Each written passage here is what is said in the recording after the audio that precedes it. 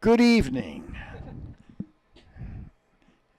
This is the Dolores County Broadcasting Network, and we have had significant technical difficulties here, which we have now fixed, we believe, at least on the manual side of things.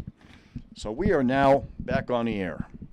Nothing to report from Jets Camp, nothing to report from CDOT. I know that they're working hard to get us our webcams back. We're supposed to be on the express plan. We're only at this a week, so I guess that's the express plan. With that, the DCTV 4-H Even News program for March 5th, 2019. Camera person is Cowboy Devin Harrison. Video and sound engineer and producer is Edward. Teleprompter and prompter is Myra. News anchor is Lion Green. Other news anchor is Pepper Faulkner. Our meteorologist is Scooter Faulkner. And this is the news director, Dan, and now the news.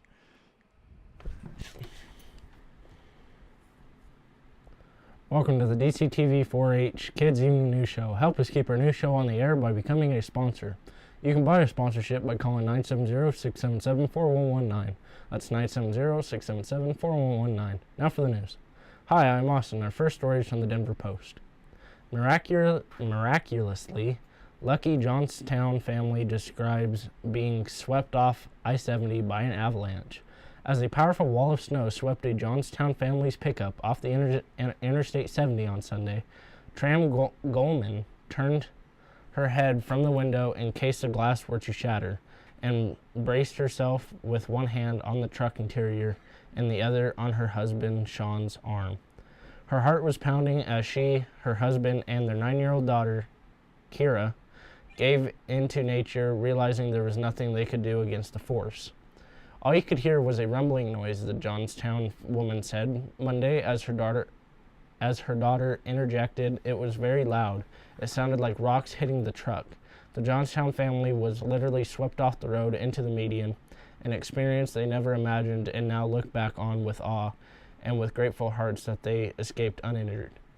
Considering we just got swept away in an avalanche, we were miraculously lucky, said Sean, whose dash camera footage of the experience swept the web and national news media Monday. Nobody got hurt. Other cars got hurt. The truck wasn't damaged. The truck didn't flip over. Miraculously lucky. This story is from the Denver Post. Now Little Lion.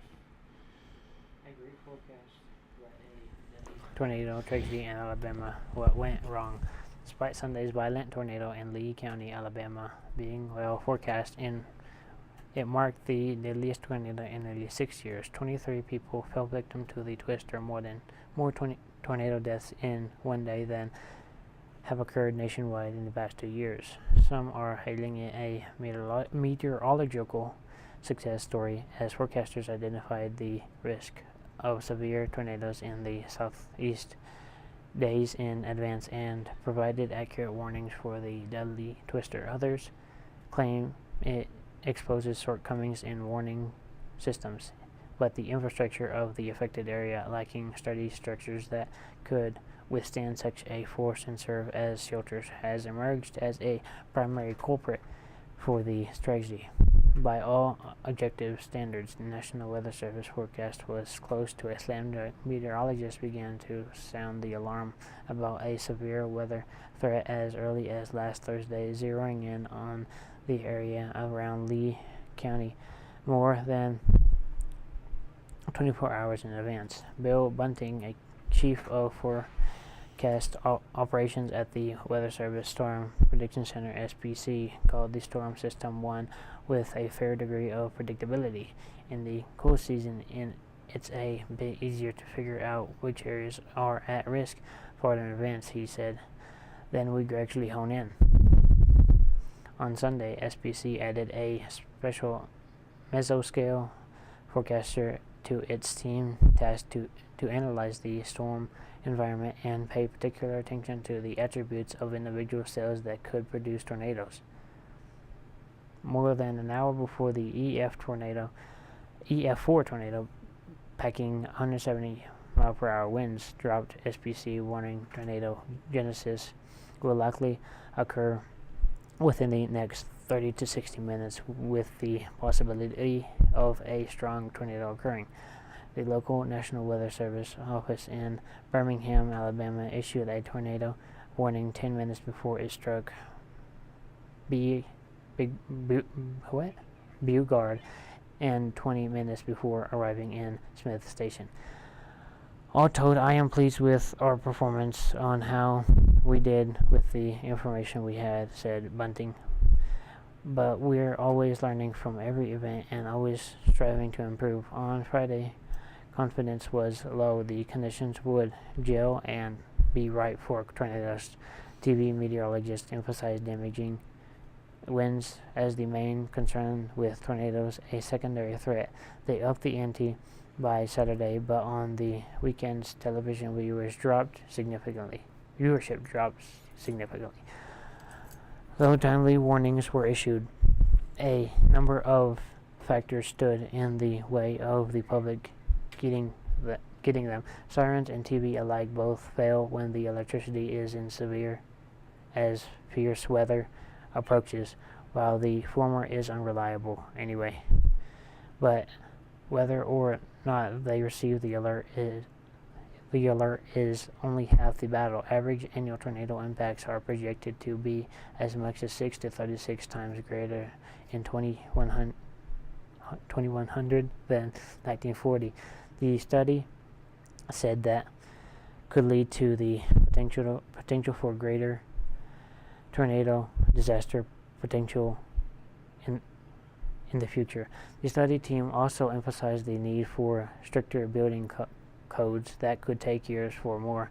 Many have no place to seek shelter. A warning is no good if there is no action that can feasibly be taken. This story is from the Durango Herald with Little Green Lion. Federal officials are investigating whether a 4.5 magnitude earthquake near the Utah-Colorado border was caused by a well that injects salty water deep underground. The quake struck Monday near a U.S. Bureau of Reclamation facility in western Colorado that collects salt from shallow underground water and injects it 16,000 feet deep to keep it out of the Colorado River. There was no immediate reports of damage. Agency spokesman Marlon Duke says other quakes have been linked to the injection well, but he didn't know how many. Duke says the well was shut down for maintenance at the time, but pressure would have remained high in the well. He says the well will remain shut down while officials investigate. Injection wells have been linked to earthquakes in other states. Well, it certainly will be interesting to see or hear what they find. Another case of hurry up and wait. The story is from the Cortez Journal. Now with Little Green Daniel.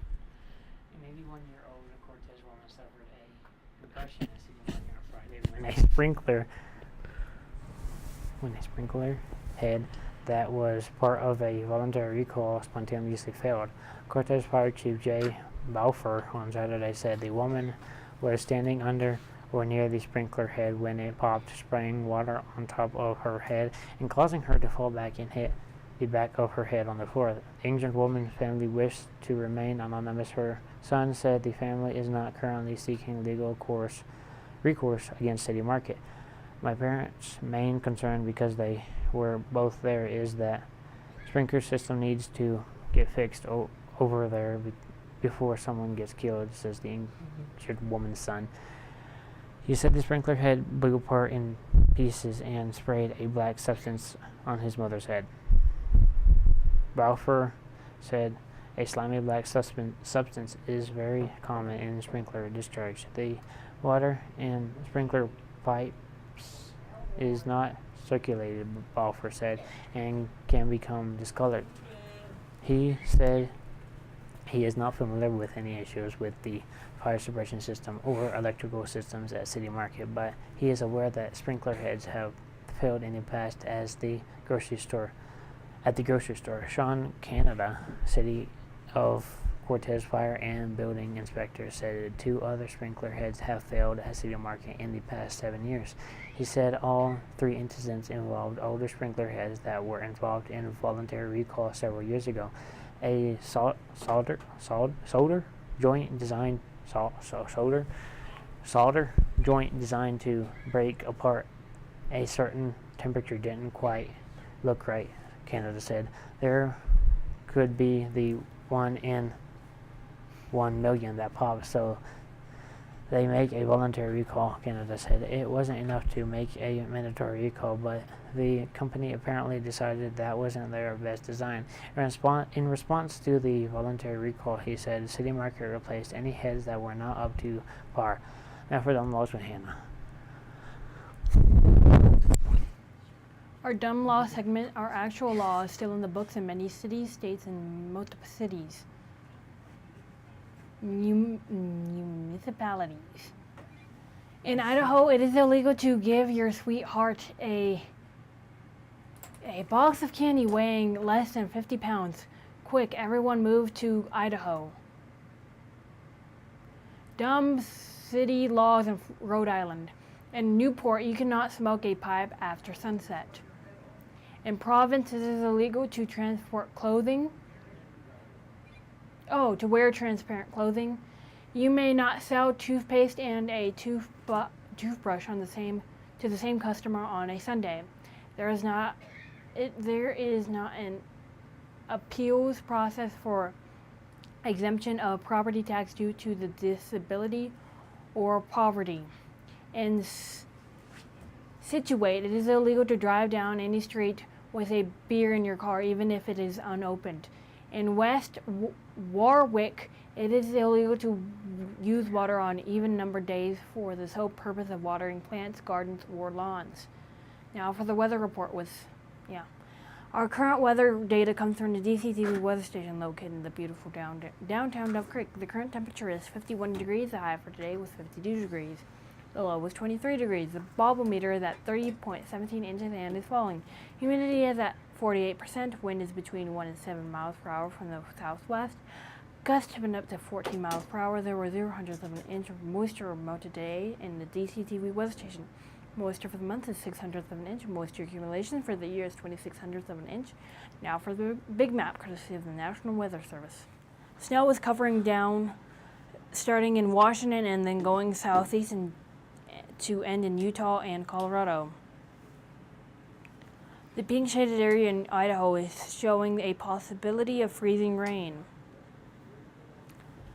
The mountains in east central California are getting some snow. Rain and rain mixed with snow starts in Oregon and covers most of California, Nevada, and Pacific Northwest up to the border of the snow.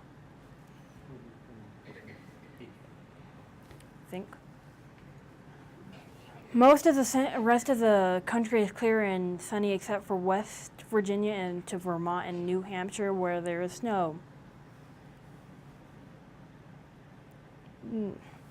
Here is our exclusive DCTV 5-day forecast. Wednesday, snow showers likely, high 49, low 36. Thursday, chance of rain / snow, high 48, low 33.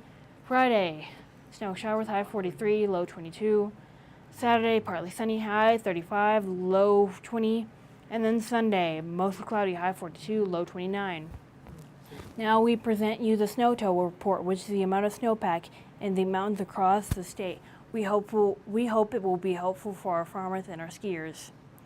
Statewide, the snowpack is at 115% of normal. Here in the Southwest, we only have 125% of normal. Now for the climate change report. CO2 carbon dioxide is considered a greenhouse gas and is one of the principal causes of climate change. The CO2 traps heat in the atmosphere, which causes climate instability. This results in significant variations worldwide of moisture and hot and cold temperatures, but the general climate trend is the planet is slowly warming. Therefore, it is important that we report the CO2 weekly change. The following are the CO2 numbers in parts per million. Last week, 412.4. 2 weeks ago, 410.98. Last year, 408.78. 10 years ago, 388.42. 50 years ago, 325.64. Thank you, Dr. Peter Tim of the National Oceanographic Atmospheric Administration and Michael McGee of the CO2.Earth Network for providing this information. Remember, you can help keep our Kids News Show on air by buying a sponsorship. To become a sponsor, just call 4119. That's 970-677-4119. Thank you. Now back to the news director. And that is the end of today's technical difficulties at DCTV.